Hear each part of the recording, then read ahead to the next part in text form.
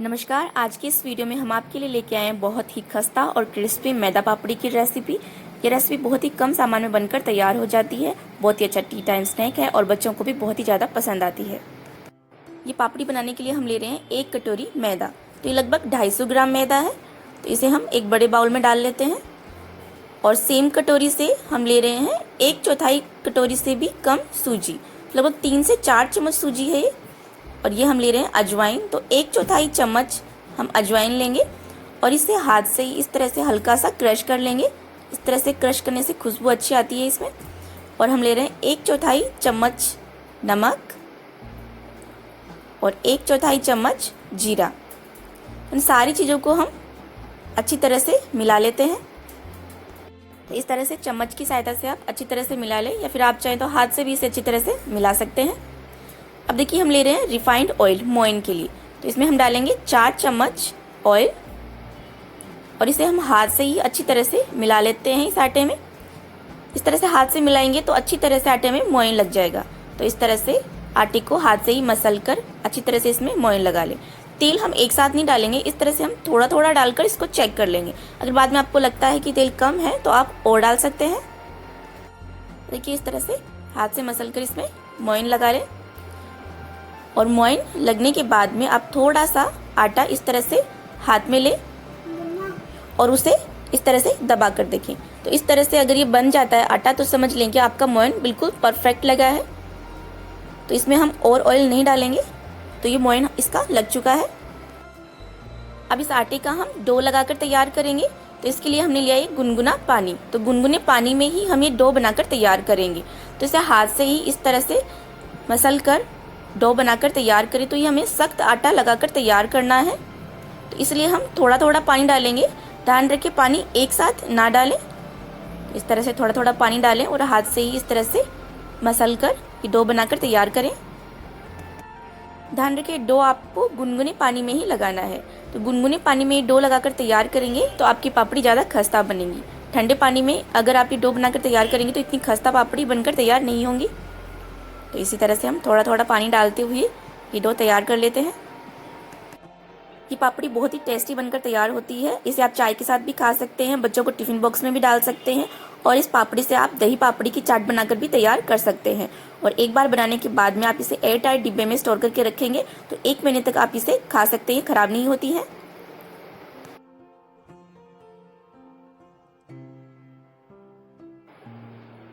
तो देखिए, ये हमने एकदम सख्त हमने डो लगाकर तैयार कर लिया है।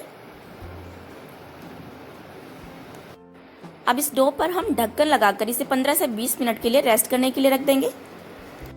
तो देखिए, 20 मिनट हो चुके हैं। अब हम इसका ढक्कन हटाएंगे तो आप देख सकते हैं आटा थोड़ा सॉफ्ट हो गया है। अब इसे हाथ से ही हम थोड़ा सा और मसल लेते हैं। इस तरह से इस तरह से मसल कर थोड़ा और सॉफ्ट कर लेते हैं। अब इस डो से हम लोइयाँ तोड़ लेते हैं। तो जैसे आप चपाती बनाते हैं उसके लिए जो लोई बनाते हैं उसे थोड़ी सी साइज में आप बड़ी बनाएं। तो इस तरह से आप अपने हिसाब से लोइयाँ तोड़ लें इसकी। देखिए, इस तरह से हमने इसकी लोइयाँ तोड़ ली हैं और इसको हम इस तरह से लोई बना लेते हैं। इसकी चपाती बनाने से पहले आप जिस तरह से बनाते हैं उसी तरह से बनाना है। तो अब इस लोई की हम चपाती बेल लेते हैं। जैसे हम चपाती बनाते हैं बिल्कुल उसी तरह से बेलना है। तो चकला और बेलन हमने लिया है, इस पर हम चपाती बना लेते हैं इसकी। तो जैसे आप चपाती बनाते हैं उससे आप थोड़ा मोटा ही रखें, इसे ज़्यादा पतला ना करें, न ज़्यादा मोटा रखें और न ज़्यादा पतला रखें। इसे हम बेल लेते हैं।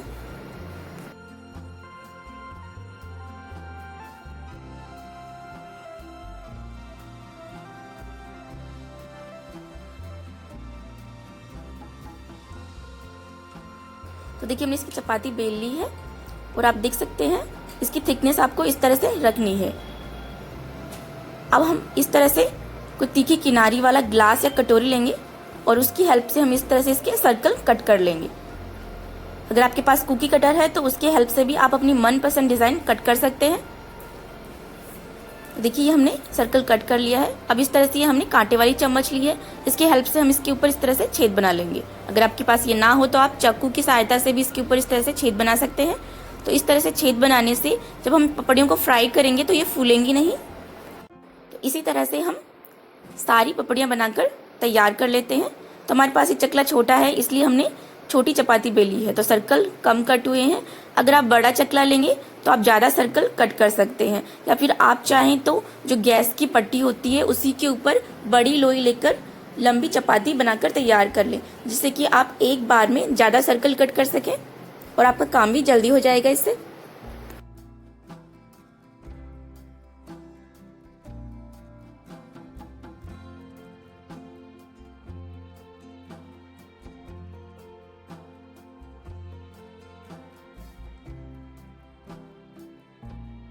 देखिए इस तरह से ये हमने सारे डो से इस तरह से पपड़ियाँ कट कर ली हैं। अब हम इन्हें फ्राई करेंगे। तो ये हमने गैस पर कढ़ाई रख दी है।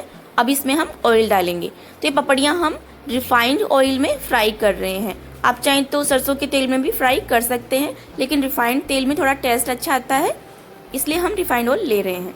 तो इसे हम पहले हाई फ्लेम पर अच्छे से गर्म होने देते हैं।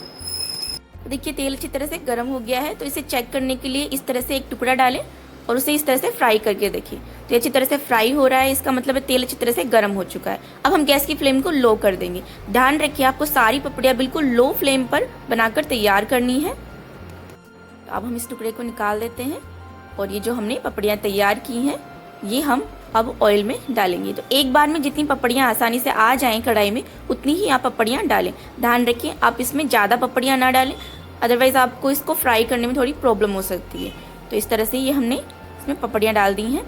अब हम इनको बिल्कुल लो फ्लेम पर दोनों तरफ से पलट पलट कर लाइट गोल्डन ब्राउन होने तक हम इन्हें फ्राई कर लेंगे। ध्यान रखें आपको सारी पपड़ियाँ बिल्कुल लो फ्लेम पर फ्राई करनी है। इसमें थोड़ा टाइम लग सकता है, लेकिन आप इसे लो फ्लेम पर ही फ्राई करें।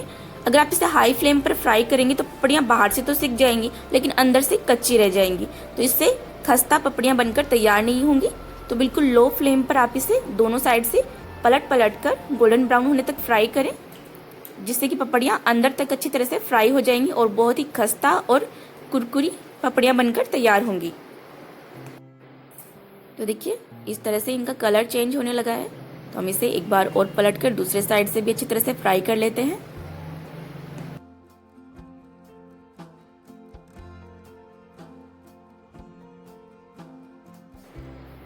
तो देखिए पपड़ियाँ दोनों साइड से अच्छी तरह से लाइट गोल्डन ब्राउन कलर की हो गई हैं।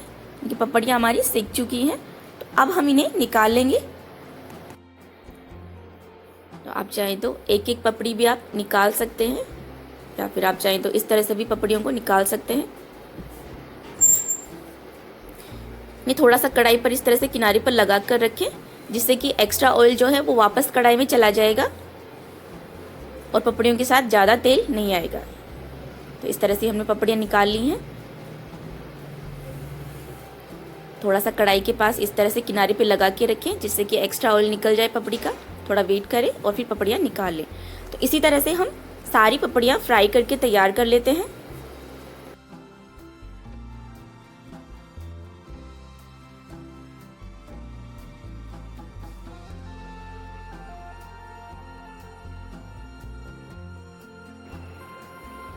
तो देखिए हमने सारी पपड़ियाँ फ्राई करके तैयार कर ली हैं और बहुत ही अच्छी कुरकुरी और खस्ता पपड़ियाँ बनकर तैयार हुई हैं।